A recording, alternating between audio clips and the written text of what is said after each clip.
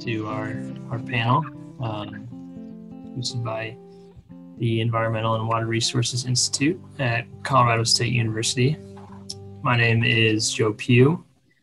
I am currently the president of EWRI here at CSU, serving in my first term, just began in January. But I'm a master's student finishing up my master's degree last semester here, planning on continuing on with the PhD into the fall. So great to meet our guests and good to see Brenna as well. I'm Liz. I'll also be helping host the panel tonight. I'm the vice president of EWRI here at CSU. I'm also in my last term as a master's student in civil engineering with a focus in hydraulics. And I have the pleasure of introducing our three panelists today. So I'm going to read their short bios and then Joe's going to take us off with some questions. So welcome. So Adam Jokerst serves as the Deputy Director for Water Resources at Greeley, where he oversees long-range water supply planning, water acquisition, raw water operations, and water conservation programs for the Water and Sewer Department. He holds a bachelor's degree in agricultural engineering from the University of Arkansas and a master's degree in civil engineering from CSU. He's a registered PE in Colorado and has worked on water resource projects in Northern Colorado for over 10 years in both the private and public sectors. Mr. Jokerst is passionate about using innovation and collaboration to solve complex water problems. Welcome, Adam. Cortney Brand is president and CEO of LRE Water, formerly Leonard Rice Engineers, a Colorado-based water resource engineering and technology consulting firm. He has 26 years of water industry experience, including 22 years as a consultant and 4 years as a water planner for Colorado Springs Utilities. Cortney is a groundwater geochemistry specialist with particular expertise in aquifer storage and recovery, ASR systems. Mr. Brand has a BS in geology from Lafayette College, an MS in geology from Arizona State University, and an MBA from the University of Colorado. Cortney is a registered professional geologist in multiple states. He enjoys using his technical and business skills to help clients across the Western US solve a wide variety of water resource related issues. So welcome, Cortney. Jerrae Swanson is a senior environmental and water resource attorney for the city of Greeley, where she leads a group of 3 attorneys dedicated to meeting the needs of Greeley's water and sewer department. She has been practicing municipal, property, environmental, and water law for over 12 years. She has a bachelor's degree from St. Olaf College and a Juris Doctor degree from Mitchell Hamlin School of Law. So welcome. Thank you so much for being here. Thanks, Liz. And Jerrae, I just have to say umyaya, fellow Oli in the house, class of 2018. So I was excited to see that you were also an Oli. Yeah. Are you from the Midwest originally? I am. I'm actually from Duluth, Two Harbors, Minnesota. And so, yeah, I was actually at St. Olaf. I graduated in 2002, so a little bit before you. And then I was, actually, it was my friends from college that got me hooked on Colorado. We actually ended up moving to Basalt and renting a condo up there for the summer and ended up becoming ski bums, basically. So. Yeah, not too hard to convince someone from the Midwest to transplant here in Colorado. Quite the beautiful place. Great. So I'll just ask some introductory questions for each of our 3 guests. And, I kind of want to hear from each of you more on your background. So this first question is just sort of open-ended, asking, what made you interested in your field? Sort of what was the path that brought you into your current field of study, and thinking about sort of where you are now, what gets you excited about your position, and how does that motivate your work? So let's start with Jerrae. Okay. So as I started I'm originally from Minnesota, and My undergraduate degree, I actually had the opportunity at St. Olaf to design my own major. So I ended up doing a conflict and resolution major that I designed with the intent of eventually going into human rights. So I did a various externships to Africa.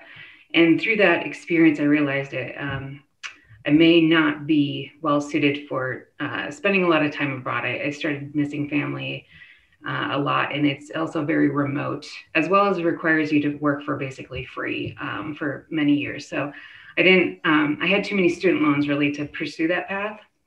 So when I went to law school, I had the original plan of going into human rights, but then had to make sort of the third year change and figure out what I wanted to do. And I didn't really know what I wanted to do. So I took the opportunity to clerk for a judge to get exposed to various practices of law. He took both criminal and civil matters. So I got exposed to that. I realized through that experience I didn't really want to practice criminal. But I started really missing Colorado through from my experiences being a ski bum. So I ended up applying for a job with a little municipality on the plains, Fort Morgan. Ended up getting that job. The purpose of that job was really just to be exposed to multiple areas of law, again, to try and figure out what I wanted to do. And it's actually at Fort Morgan I was first introduced to the concept of water law. From Minnesota, we don't really have a scarcity issue. So it was a new concept. And one of the things I realized through my practice was that I did not like the sort of jack of all trades that most city attorneys have to do or have to practice, which is they jump from one topic to the next. And I really enjoyed diving deep into very nuanced, complicated issues and wanted to sort of narrow my focus. So that led me to looking for another job that was exclusively kind of focused on one area of law. I was looking at utilities in general. I liked both like the electric and gas industry as well as the water. And so this position came up with the city of Greeley, and I applied and was able to get it and been there ever since. So I've been very thrilled about the exposure. The Greeley never fails in terms of coming up with complicated new ideas. So I've been very entertained for the last eight years. That's really good to hear. And we're glad to have you as a water rights specialist. Our student organization mostly caters to engineers, and we can kind of get lost in the technical side of things and the design side of things. So it's really great to hear from you and your law background. I'll go to Cortney next. Sure. I think I'm trying to remember the questions, but up in Pennsylvania, that's where I went to college as well. So when it came to water, there was really never any sort of water supply issues. It was always more around water quality, what to do with the water, that's a nuisance, that sort of thing. But studying geology in college, I had a chance to take some groundwater and geochemistry classes, and I really enjoyed them. And so I decided to immediately go to graduate school, but I wanted to get out west. I'd spent my entire 21 plus years in Pennsylvania in the Northeast. So I really wanted to get out west. So that's why I ended up going to Arizona State University. And where that really broadened my widened my eyes, broadened my horizons when it came to water and just water scarcity, what it takes to access, deliver, treat, water in the West. It's, the house that I grew up in Pennsylvania, we had our own well. But when you go to Arizona, water comes from a lot of different places, but it might be transported by hundreds of thousands of feet below the ground. So it really broadened my understanding of just the scope of what it takes to access, manage, deliver water in the West. And when I was at Arizona State, I focused on geochemistry, and I specifically studied the tracing water, looking at water, mixing, things like that, using stable isotope and to look at its interactions. So, yeah, your audio was breaking up a little bit there. And did somebody say something? Yeah, can you hear us okay? Sorry. Adam, would you like to give us a little bit of your background? Sure. So again, Adam Jokerst, I'm Deputy Director here at Greeley, and I grew up in Southeast Missouri, in a little town. Grew up on a farm, and I was one of those weird kids who always knew what they wanted to do. I was like, always building and destroying. I love taking things apart, and so I knew I wanted to be an engineer, and I knew I wanted to work in water from like very early age. So, most all my friends had this like winding path to get to where they wanted, and I was one of those weird people that knew at 10 years old I wanted to be an engineer and I wanted to work with water. Like Cortney and Jerrae, grew up where there was way too much water. Our farm was right along the Mississippi, where often in 30 seconds, more water passes than Greeley uses in a year. Just a massive amount of water. And we had drainage issues. So we were always pumping water out and pumping it below through tile drains so our crops wouldn't flood, which is just the reverse of irrigation when I finally made it out to Colorado. I went to school in University of Arkansas, and I chose Arkansas because it was, well, one, it was free, but it was also just far enough that I wouldn't have to go back home on the weekends and help on the farm. That was the thought pattern of an 18-year-old. But I studied ag and biological and agricultural engineering, focusing on water and more on the bioengineering side of water. Got out of school and I worked for a wastewater company and decided wastewater wasn't what I wanted to do. I wanted to move over to clean water. So came out to Colorado, went to Colorado State, studied with a bunch of professors who probably aren't there anymore. Although probably Sybil Charvel was on my graduate committee. Yeah, she's still here. Yep. She's still here, as is Mazdak, I'm sure. Still keep up with them. And got a master's degree at CSU. Graduated in 2009, right at the height of the economic depression, and nobody was hiring. And I wanted to stay in Fort Collins, and just luckily found a gig with a small consulting firm in Fort Collins. And that's where I really transitioned to kind of more of a water rights specialist. I worked on behalf of Native American tribes in the West on water rights compact issues. A lot of that involves ag engineering. And in this field, there's an engineer behind every attorney, and then there's another attorney behind every engineer. And so really got exposed to the legal and technical side of water rights. Looking for a change, I moved over to the city of Fort Collins and worked there in their water department in water resources for 6 years, and then moved over to Greeley 2.5 years ago.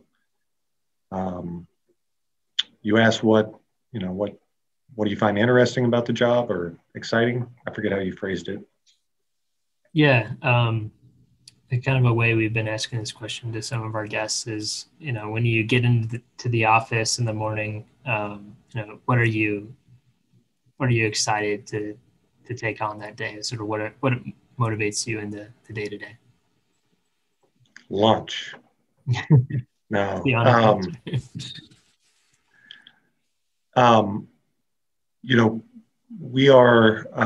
involved in a lot of really interesting, but very complex and contentious issues. They are, three-dimensional chess. There's a lot of uncertainty.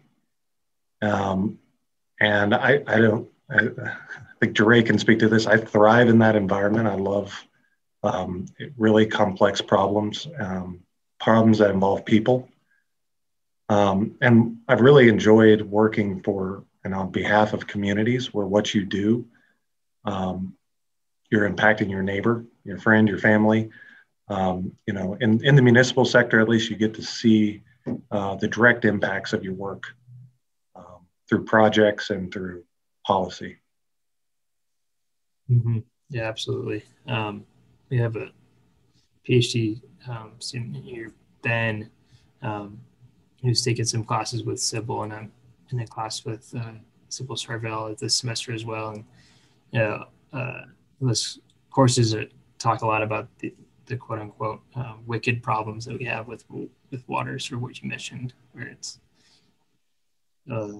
large degrees of uncertainty, and it gets complicated and contentious, you know, with people and different stakeholders and interest groups and stuff. It really makes, you know, I can imagine a very, very interesting day to day. It's fun. It's really awesome to hear all these different backgrounds. And I would love to kind of transition into specifically the Terry Ranch project and learning a little bit about the background of that, and kind of what necessitated the need for that project. I'm the project manager for Terry Ranch. I'll kick it off, but Greeley is growing, as are most Front Range communities. Our population is projected to double in the next 40 or 50 years. So we have to develop additional water supply, and in particular, water storage. And if any of you have followed the pursuit of additional water storage in Colorado, you know that it's a long, difficult, and costly endeavor. And so Greeley identified Terry Ranch as foremost a storage opportunity. Terry Ranch is a water supply project. It is a aquifer project. So it's an underground water source, groundwater source. But it comes with a large amount of decreed water rights, meaning it's a private property right to use that water. We wouldn't have developed just a unsustainable single-use groundwater supply. We're developing it as a storage project. So it's a big, $300 million plus project where we will pipe water north to Terry Ranch, which is located up along the Wyoming border. You may have seen it if you've gone up to Cheyenne. It's right near the Colorado-Wyoming border. We'll store water, we'll inject it and store it underground, and then pump it back out, treat it, and deliver it to Greeley. And so the combination of the water that's there and the very large amount of storage that's there really meets our water needs for generations to come. That's it in a nutshell. It's way more complicated than that. I saw from the 2-sentence blanket statement where each person's role suddenly was coming in. Just a little bit more background about it. What are the supply sources for the water? Like, have you purchased the water rights for the water that you're going to pump into the ground? We have. Immediately before this, Jerrae and I were working on a purchase contract to buy more water. Greeley has a very diverse water supply system. We have water that comes from 4 different watersheds: the Colorado, Big Thompson, Poudre, and Laramie. We have been investing in water rights since 1905, and we've built up quite a big portfolio. But again, we're growing, so we're still acquiring water. And when we acquire water, we typically buy it from irrigated ag, and then we convert that through a court case to municipal use. About half of our water comes off the Poudre. Okay. In terms of, you mentioned that this was a supply that would be able to help sustain the population for many years down the road. What went into determining that need, like that background analysis, like besides population growth, like with their considerations of climate change and droughts, and what were kind of some of those parameters that you looked at? Sorry to keep taking all the questions, guys, but I think that's one also focused at me. But we have a standard water plans that we work from. So we have long-range supply planning. We have modeling. We use ModSim, again, a CSU product. We consider climate uncertainty. We consider ranges of population growth. We typically stick with the state demographer projections.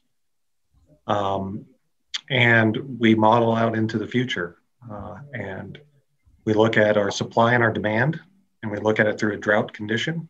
And that's what indicates to us how much water we need to buy, and the amount of storage. So, surface water is a great supply in an average or a wet year, but in a dry year, there isn't enough water to go around. And water is, the use of water is determined by seniority. So each water right has a date that it was made absolute, and the more senior the water right, that's when you get to use it. And a lot of the water rights that we have, they won't be in priority, meaning we can't use them whenever we're in a drought. And so we have to store that water whenever, and average in wet years for use in droughts. Yeah, I just had a couple of questions on the aquifer itself. Maybe I can direct these towards Cortney. So just about the Terry Ranch aquifer itself, what are some of like the geological characteristics of the aquifer? Is it confined or unconfined? And like how deep below the ground surface is this water being stored? Am I coming through better now? You are, yep. Okay. Yeah, I was down, typically work in my office in the basement, and I usually don't have connection issues, but for some reason it's lagging today. So sorry about that. Sure. Yeah, it's a good question. The aquifer in this case is called the Upper Laramie Aquifer. In terms of the strata, you have the Ogallala Aquifer is the shallowest in the area. Then you have a formation called the White River Group. And then below that White River Group is then the Upper Laramie Aquifer. And then below that is the Laramie Formation. Now, the Laramie Formation is primarily shales, claystone, things like that, which is a pretty good aquitard between it and then the underlying Fox Hills Aquifer. So above the Fox Hills, it's the Laramie, then the Upper Laramie Aquifer.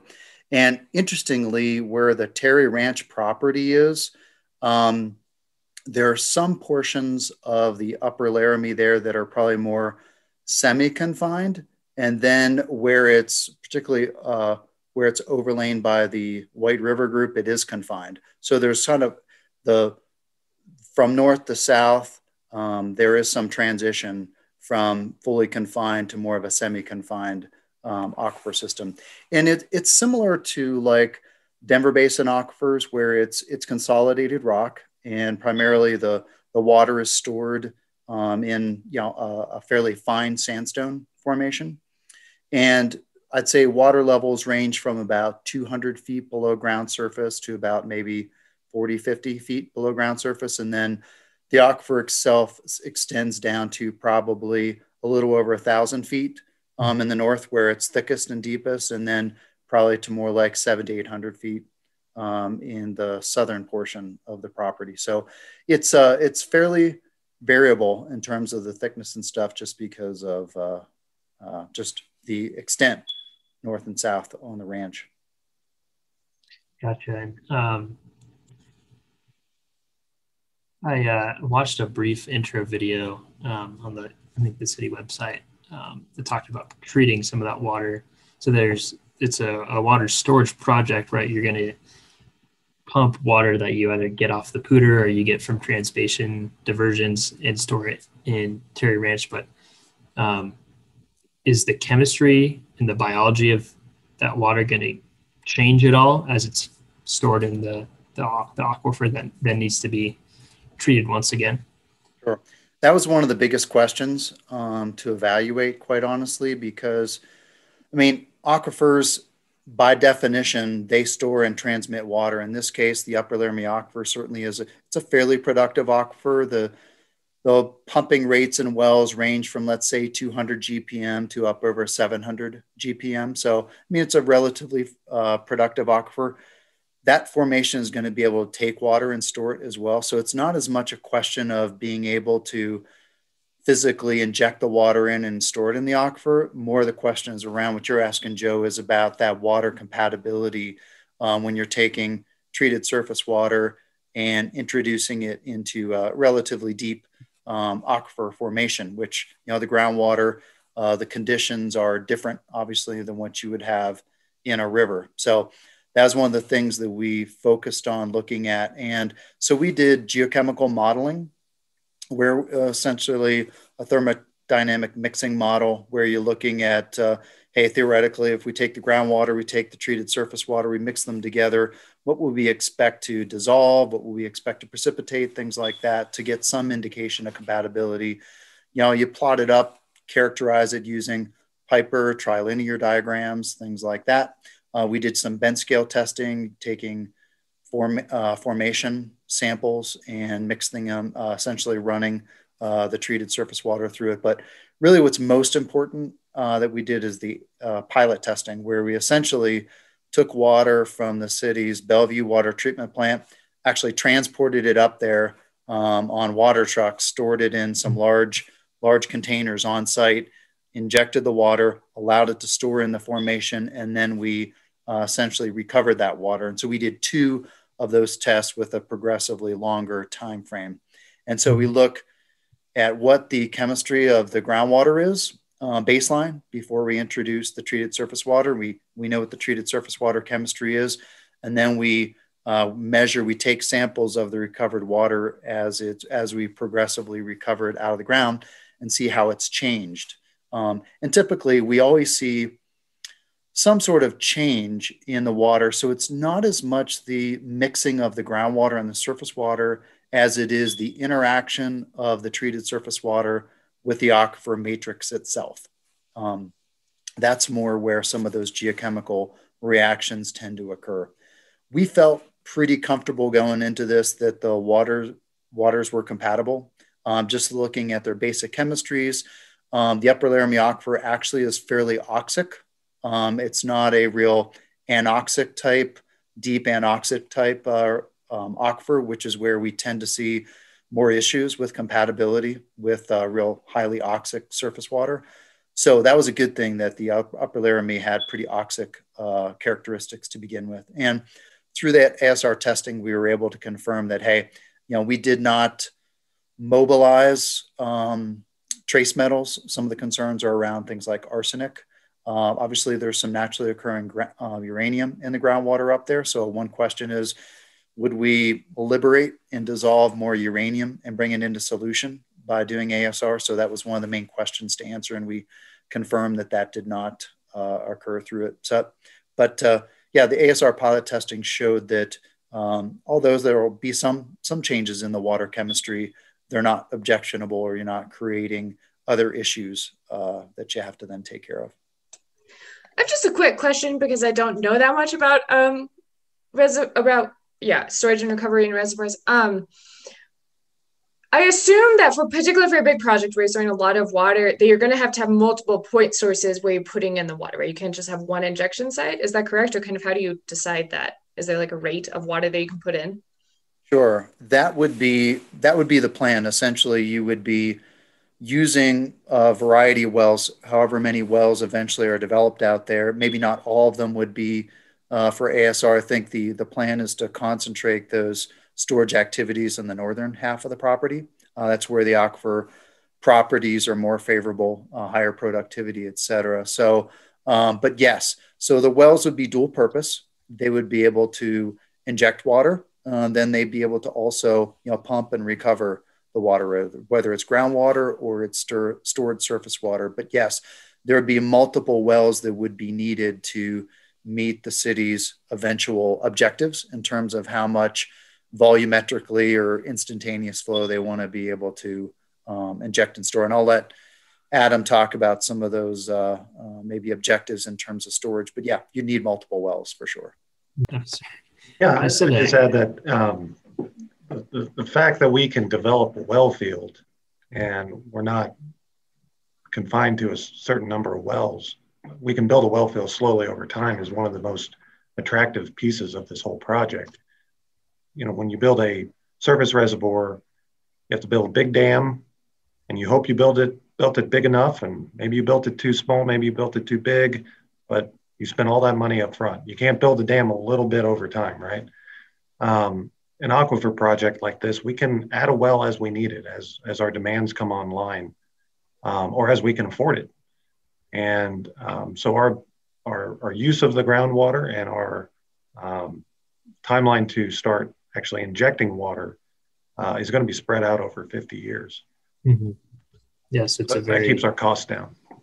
Yeah, I mean, I like to refer to aquifers essentially as intrinsic infrastructure. I mean, not only do they store groundwater that can be produced for use, but it's a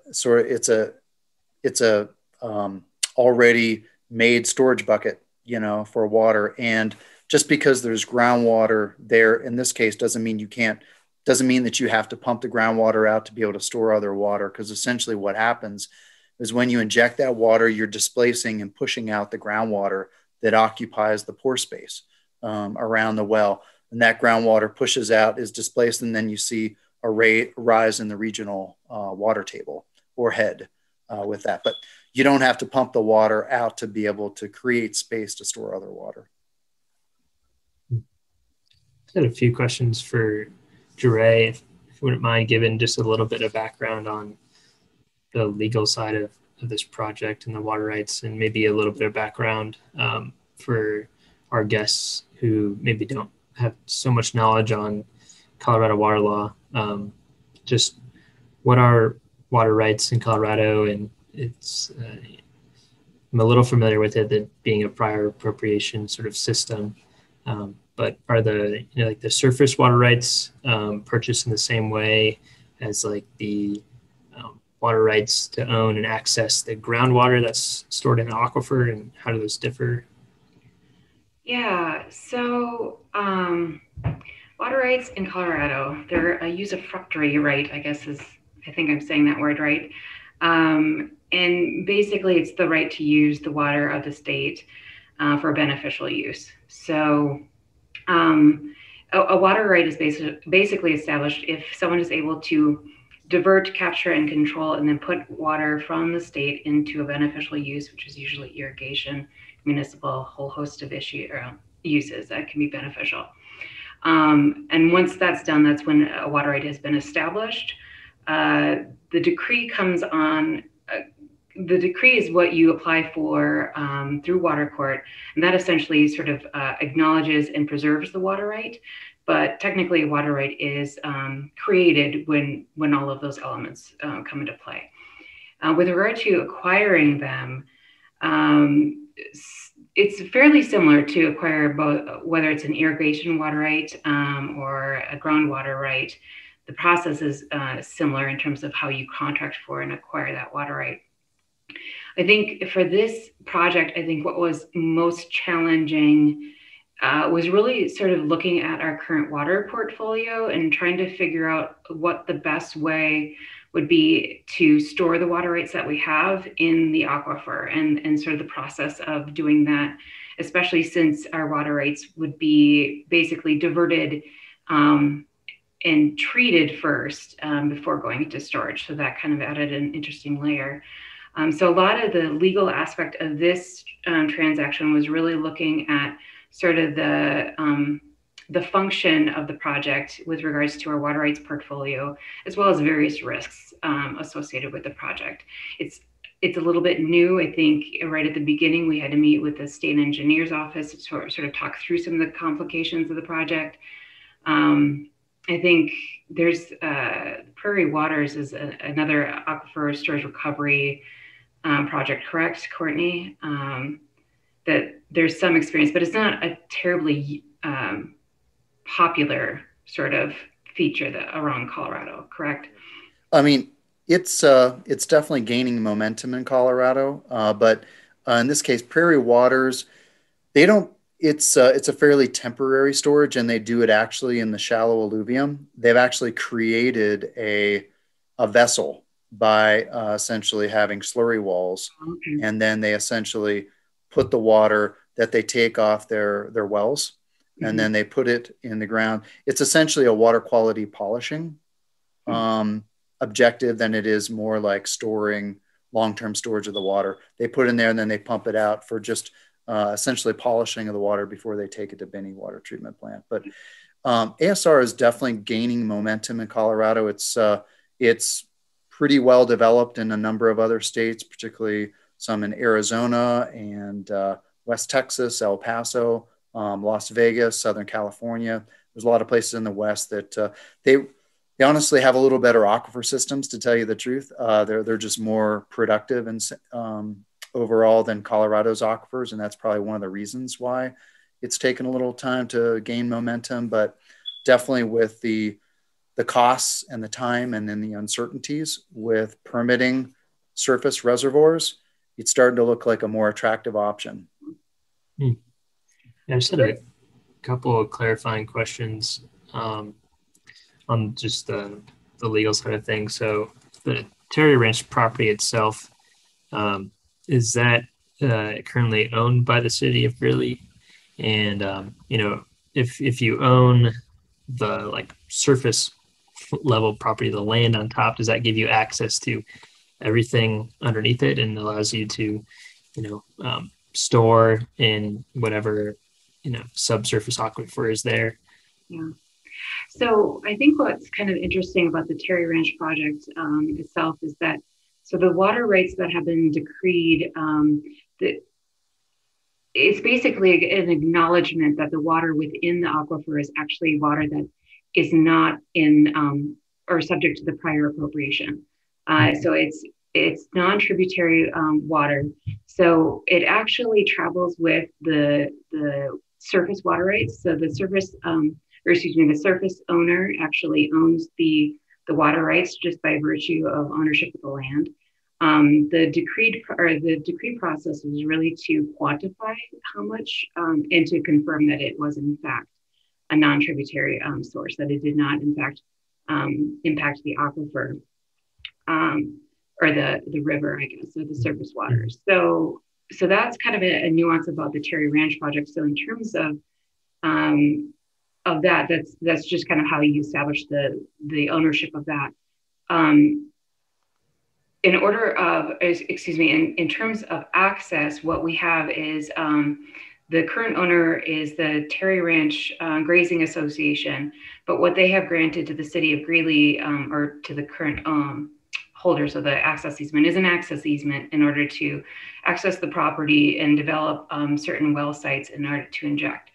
They did, in fact, actually convey the aquifer as well to the current owner, who were in the process of acquiring the water right from too. So they granted them both access as well as the water right itself. Mm-hmm. I don't know if I explained that clearly. With those water rights, have you had to reallocate any of the current water rights so that you can pump water up there? In which case, wouldn't that be a change in use compared to the groundwater rights, or have you not had to deal with that? So I'm not sure I exactly understand the question. Adam, you kind of looked like you understood it better.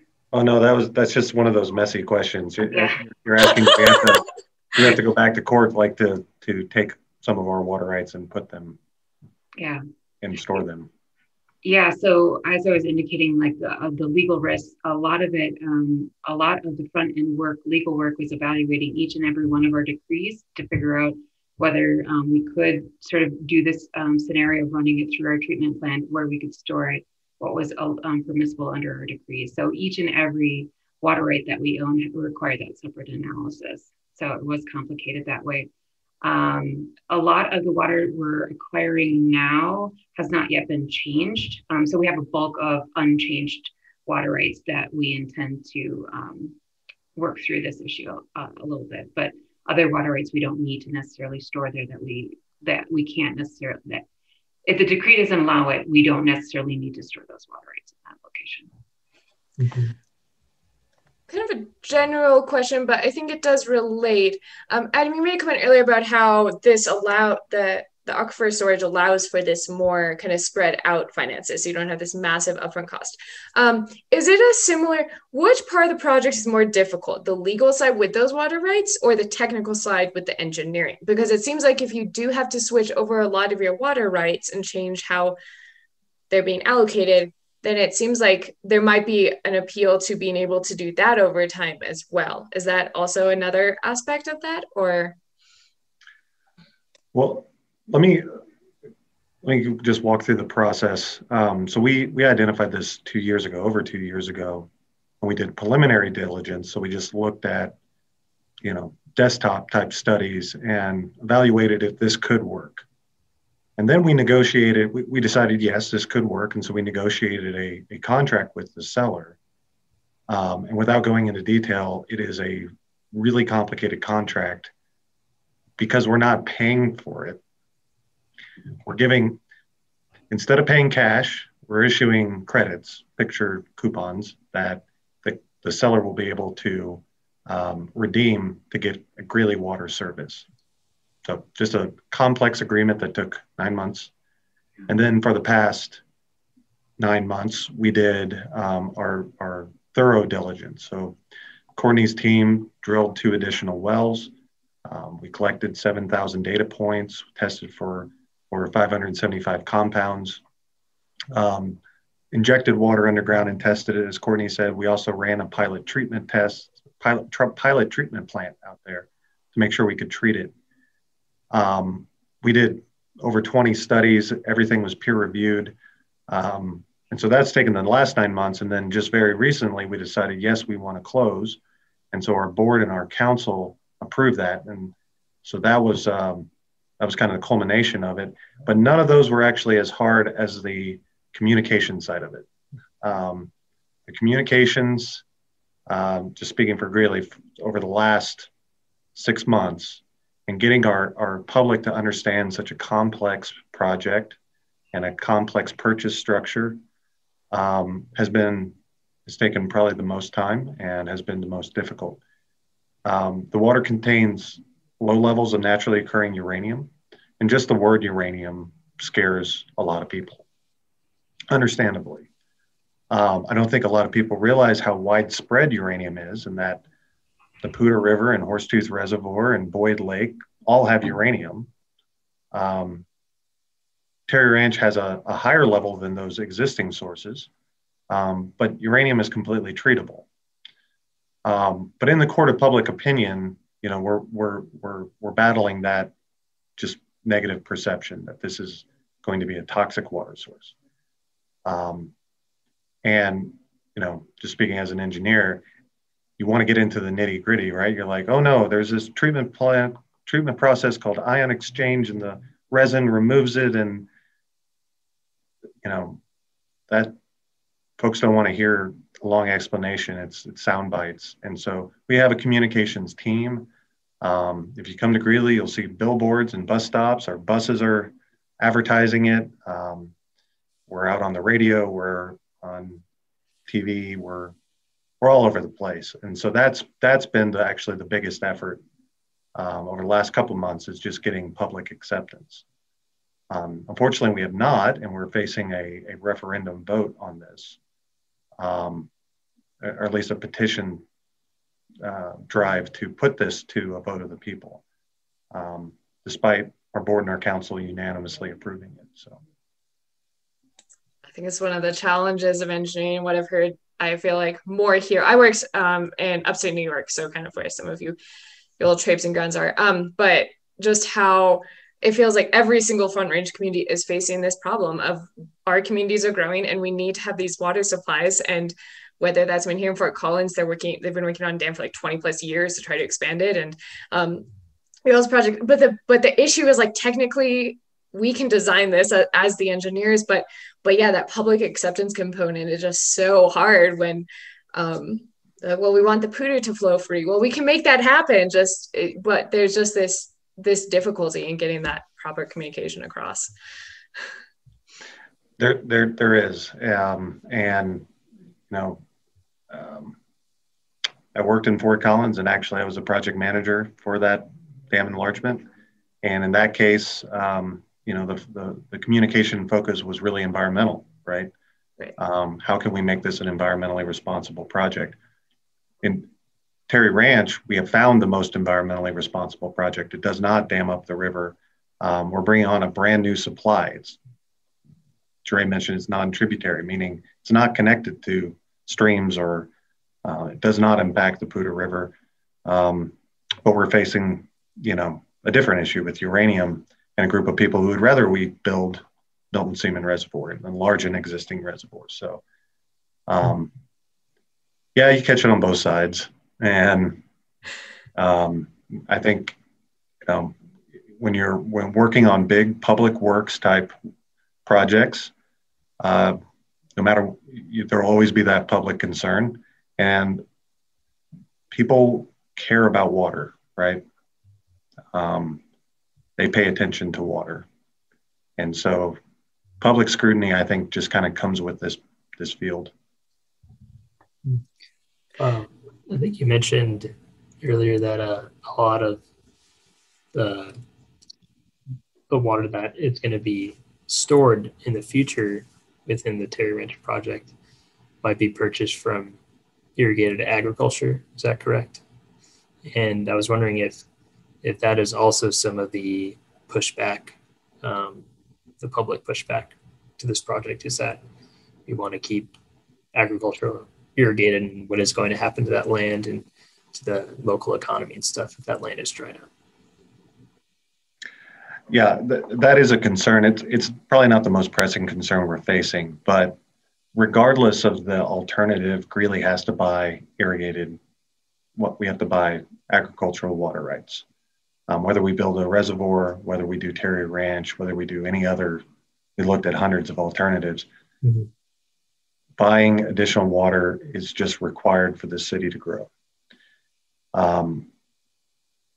Terry Ranch reduces the amount that we have to buy, which is a plus side actually on that front.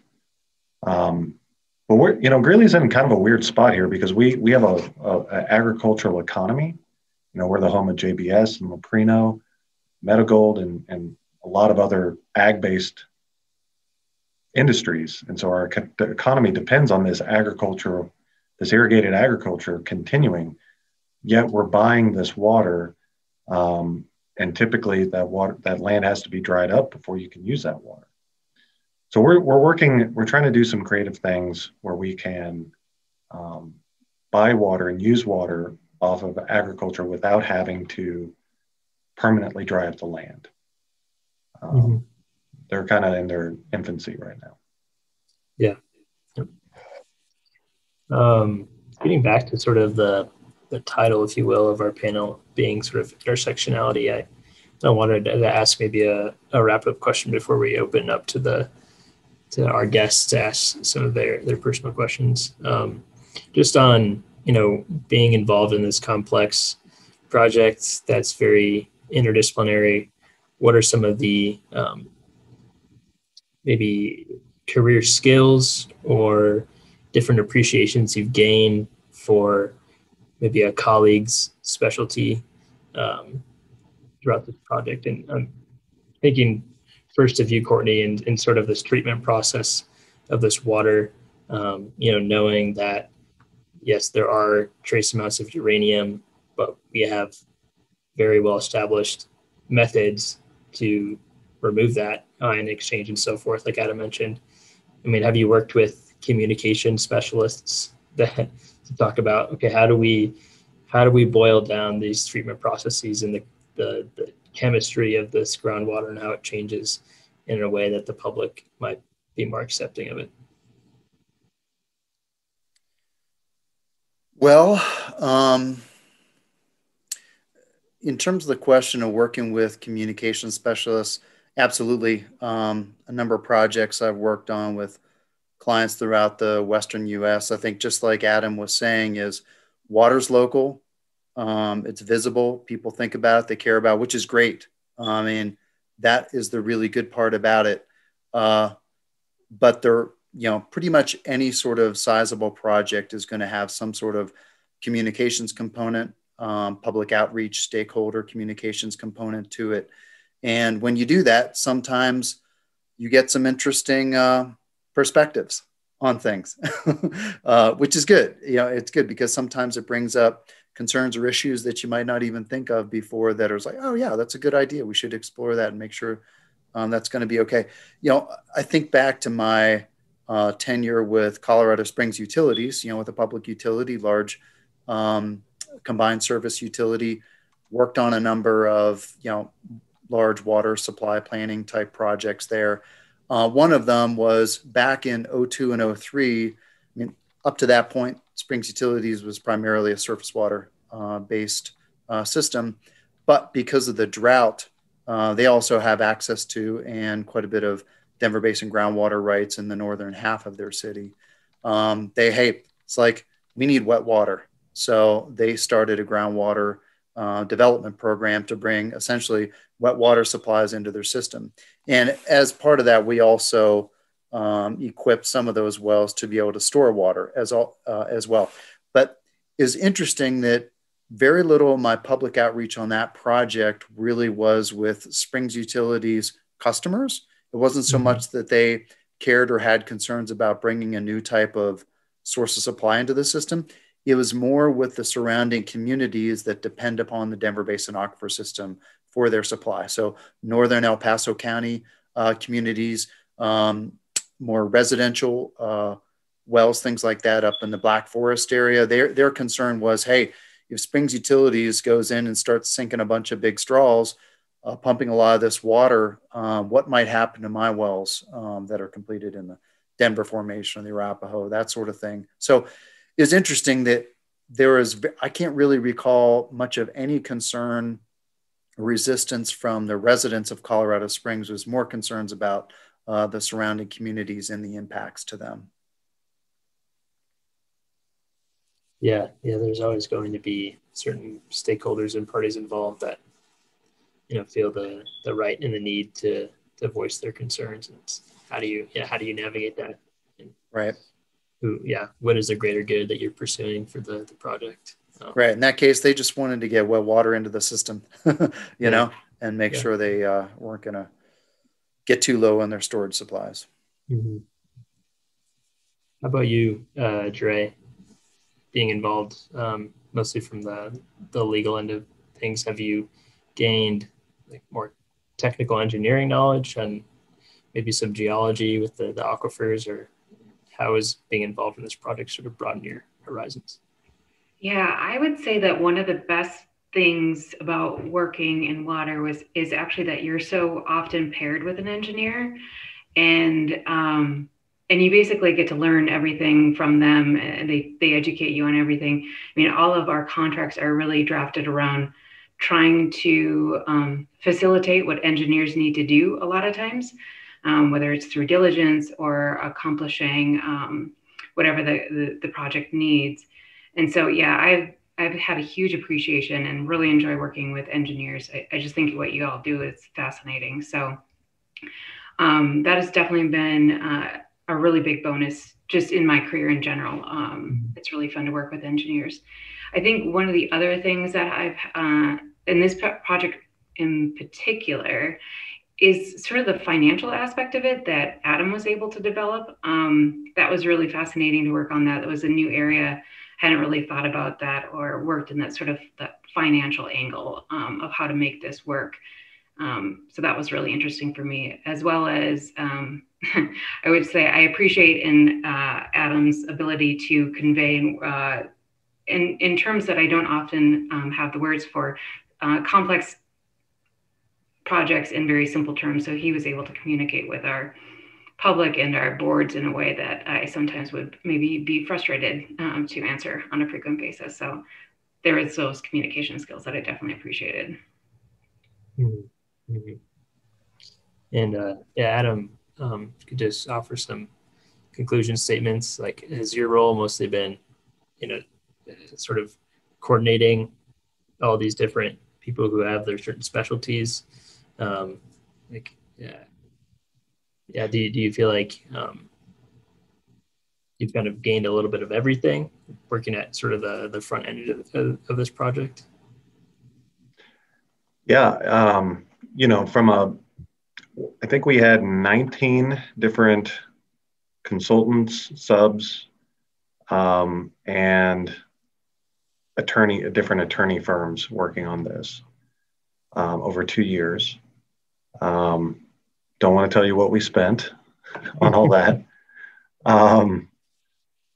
And everybody brought a diverse set of experience and skills. And I was lucky to get to work with very high-priced bankruptcy attorneys setting up a Delaware LLC to roughnecks with who were drilling the well, to all of Cortney's people who I don't have a groundwater background. That was really fascinating to work with a bunch of geologists and hydrogeologists. Kind of made me question my education, whether I should have gone a different route, because it really is fascinating.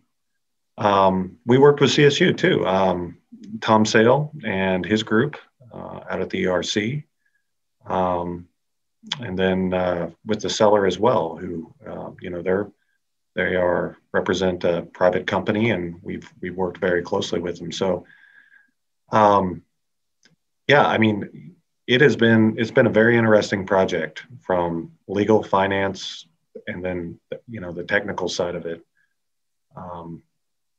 And I think that's a lesson that, nothing gets done without a diverse set of expertise. And the more expertise that we brought on, the project always got better. Mm-hmm. Mm-hmm. Sometimes there's too many cooks in the kitchen, but.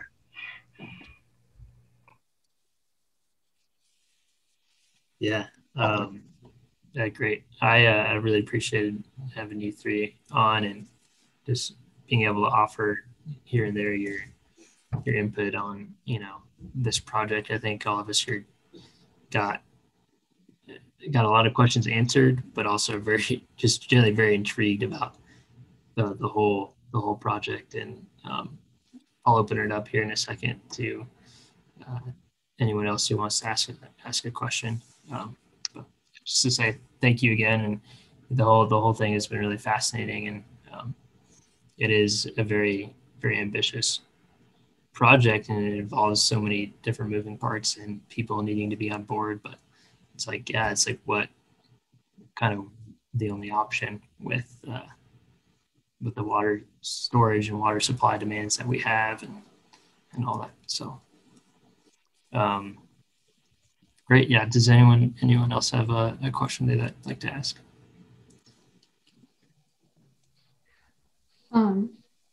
I know I was wondering about loss of storage, because I know over time, as you're removing water, you start to have compression and compaction in your aquifer. I know you can recover a certain portion of it by pumping in new water, but is there a concern about how much storage you're going to be losing through that process? Sure, I can take that one, or at least start. In this case, with this type of aquifer being consolidated rock, there really isn't, it's not like in an alluvial aquifer system. Like if you're familiar with some areas like in California, South Central Arizona, some other places where essentially you have land subsidence, because there's been a lot of groundwater pumping over time. And what happens is those formations, as you take the water, they start to compress, because essentially they're sort of, take that water and they compress over time. In this case, it's consolidated rock. So there is some, I guess I'd say, elasticity or some skeleton effect with the aquifer, that if you're removing water, there might be a little bit of compression, but it'd be very small. So I don't think there is much of a risk in terms of loss of storage capacity or storability with either putting the water in or taking it out in this case. Thank you. This is kind of a very general question for Jerrae, but so I guess from an engineering perspective, prior appropriation makes a lot of sense in certain ways. I'm wondering from your legal perspective, if that's your experience as well, or does it feel very layered and excessive, I guess, or how does it feel working in that legal system? Interesting question. So I would say that one of the interesting challenges, when you're working, say, in water court and you're acting as an opposer in a matter, you often, a lot of your language is really designed to facilitate challenges that your engineers are identifying with how they're trying to administer their water right. And so I think there is a risk sometimes, especially for the attorneys, to get sort of trapped down rabbit holes where we have a lot of theoretical injuries. And it definitely takes engineers to sort of pull us out and kind of straighten us out in terms of what is a true potential risk in terms of injury or not. But really, I think our role, especially in water court, is really to back up our engineers in terms of what they identify and in terms of injury from an opposer standpoint or an applicant who is often trying to make sure that the water right is maximized in terms of quantity for the applicant, as well as being able to utilize it as flexible as possible. So, yeah. So sorry, I'm just really curious about the legal side. So if you have a case going on that has two parties, I guess, both of those parties are required to have an engineer, or they just basically have to have an engineer to represent them, or there's a neutral engineer, or how does that kind of play out? Well, so the water rights or the water community in the legal, it's a pretty small community, and so you're often dealing with a lot of the same people. In a water court, I would say that attorneys and engineers have equal standing, more or less. You wouldn't. So let me back up for a second. So if you're familiar with the legal system at all, you're used to, whether you see it on TV or not, you have the attorney arguing for one side and the other. In water court, I would say the best way to understand it is that it's a structured contract negotiation process where you have one person that is applying for a water right, but then you have multiple parties who get in the matter to sort of protect their own water rights. And then in the decree is more or less the contract, if you will, where you add terms and conditions, all the parties add terms and conditions and agree upon those terms and conditions in order to protect their water rights and be able to administer the applicant's water rights. And so the engineers are very necessary in that process, because oftentimes the decree terms and conditions come from what they see are necessary in terms of preventing injury to the water rights. So crafting language often comes from the concepts that they provide. So they definitely are our partners. And I would say that oftentimes attorneys are necessary mainly just to give voice to and ensure the engineers are being, like, their voice is being adequately represented in the decree. There are legal issues that come up, but I would say most of the time it's engineering injury issues that are being discussed and debated. Awesome. Thank you so much for that. It's super insightful for me. And I do have another question I'd love to ask. Go ahead, Ben. Go ahead. So I also want to acknowledge that I know it's like past 6 p.m., so I don't want to keep people. But Cortney, I'm kind of curious about kind of how almost modular your operation is. Like I said, LRE, where, like, for example, the analysis you described where you sampled the water and compared it to the groundwater that you're applying to the water that you are introducing. I'm just curious, like, how is that just one person doing a lot of different tasks? Is it pretty specialized in your kind of company? You have several people? No, it's me doing everything. That's what I figured. Yeah.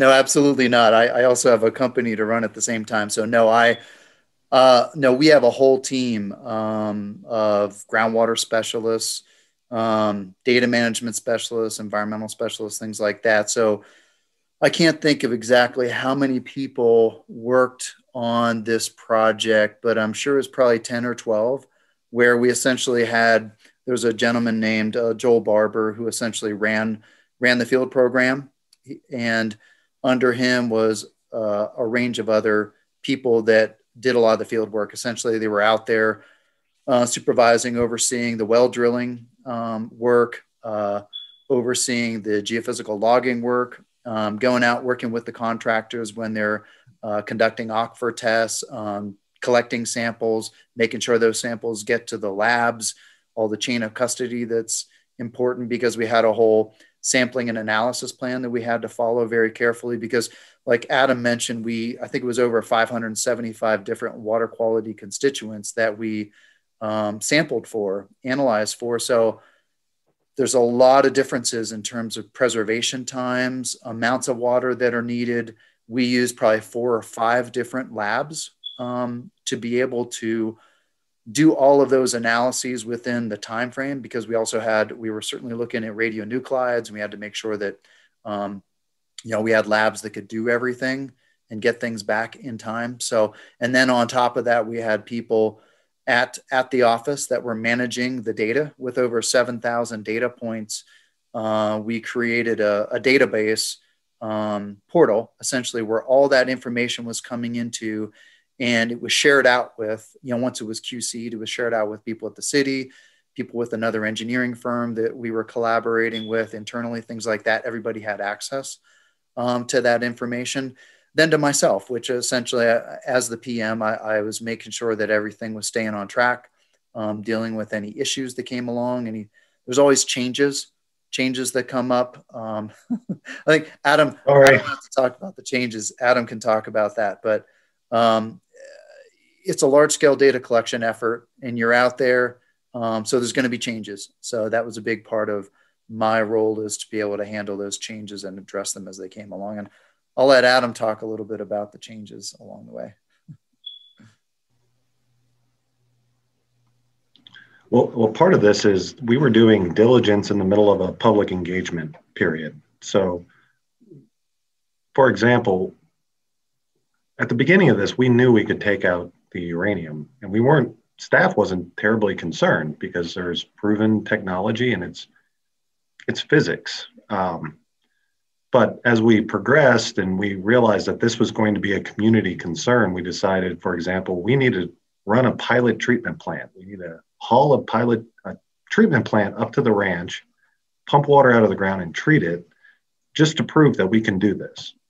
Again, we already knew we could, but that tangible evidence means a lot in the court of public opinion. And crediting Cortney, from concept to having things on the ground took about 3 weeks. And that's just one of many examples. So yeah, we had it was a very interesting diligence, because things just kept getting added and added and added. I think on top of that, it's a relatively remote site. There's no paved roads. It's all dirt roads. Get some weather up there. And we were trying to finish this work in the late fall, early winter time frame. So you got wind, snow, bison, other activities going on that, certainly complicated the effort. But so I guess getting back to your question, Ben, there's a large bench of people that were involved in being able to make this happen in under a pretty short time frame. Mm-hmm. Was Bison one of the risks that you had to take into consideration when you were working on this project? Liz, I'll tell you a true story. I called one of my staff at 6:30 and told him he needs to get up to the ranch with some fencing, because the bison are stepping on the hoses. And it was snowing. And a crew of 3 guys went up there at 8:30 p.m. and put up a fence around a treatment plant, because the buffalo like to rub on things and we're stepping on the pipes. So yeah, they don't teach you that one. And No. Well, thanks for learning the lesson for us. Now we know moving forward. Bison rub. Bison like to rub on things, in case you want to know. Do we have any last questions from our guests? Or attendees? No? Alrighty. I was going to say that, is it Riemann or Raymond? It's Rahman. Oh, okay, sorry about that. I knew I get it wrong, but I tried. It just asked in the chat about just curiosity of, my background, obviously starting off, more in a technical background and then evolving to getting an MBA degree. And sort of what was my motivation behind that? Why did I do that? And actually really started when I was working at Colorado Springs Utilities. I really enjoyed the CIP planning piece of it, the long range water supply planning, and really looking at the economics of things and all the various alternatives that were out there for us and how they vary because, some have much higher capital costs, but lower, operating costs. Some have lower capital costs, but much higher operating costs. And I just got much more and more interested in sort of business, finance, economics, those sorts of things. And so that's why I decided to go back and get an MBA degree. And once I finished my degree and I left Colorado Springs Utilities, I joined a company that did more technically based business consulting. And that's kind of what I've done the rest of my career in sort of large infrastructure development programs as a program manager. I always have a little bit of interest in economics. I do a lot of economic studies when it comes down to different types of water supply projects and alternatives, looking at ASR projects versus other types of projects. So that's what really got me interested is that business management, that finance, economics piece of it. And that's why I went back and got an MBA degree, certainly with also the objective of potentially, owning and running a company at some point in the future too. So, fast forward decade or whatever it was, and here I am. I appreciate the response. Thank you. Sure. Yeah. I was glad to do that. Can I put a plug in here? You mind? We talked a lot about the water resource field, and there really is a severe shortage of new talent coming into this field. We've hired kind of three junior level positions since I've been here, and never once have we been able to get an engineer. I know Cortney, you've been trying to hire water resource engineers. There's just not a lot of folks in this field, and I encourage you all. You heard about some of the just cross-disciplinary to consider this as a potential career and consider the city of Greeley as a great place to work. Absolutely. Yeah. Yep. Or LRE water. Yeah, we're hiring. Not to be Yeah, so go ahead. Not to be selfish or anything, but are there any opportunities for internships with you guys working on this project? Because it's really cool. Yeah. Hopefully this project in particular, can we get through the referendum process, we'll be done, and then we get to build it. We'll move into design and we'll start laying pipe hopefully next year. And so plenty of opportunities. And yes, we do interns, and we've had CSU students do that. So I'll leave my email in the chat. I'll leave my email, and I think I left my cell phone up there already. I'll do that as well. We won't have an internship particularly for this project, Brenna, but we certainly hire interns, and we're just gearing up to start that process for this summer. It was obviously a little different back in 2020, not what we typically would do, but we're trying to get back to on-site, in-person type internships for this summer. So yeah, feel free to reach out to me and we can discuss it further. Thank you. I'll do a follow-up email to people that are here with the three panelists emails and the phone numbers that were provided. So I wanted to say thank you again so much for coming. This was super, I found it super incredible just have these people with very different backgrounds and hear about the collaborative work and also your independent work. And for the sake of not having to do an excess more amount of communications, I hope that it doesn't go to a referendum. But if it was, I certainly know how I would vote on this one. So thank you again so much for your time. Thank you for having us.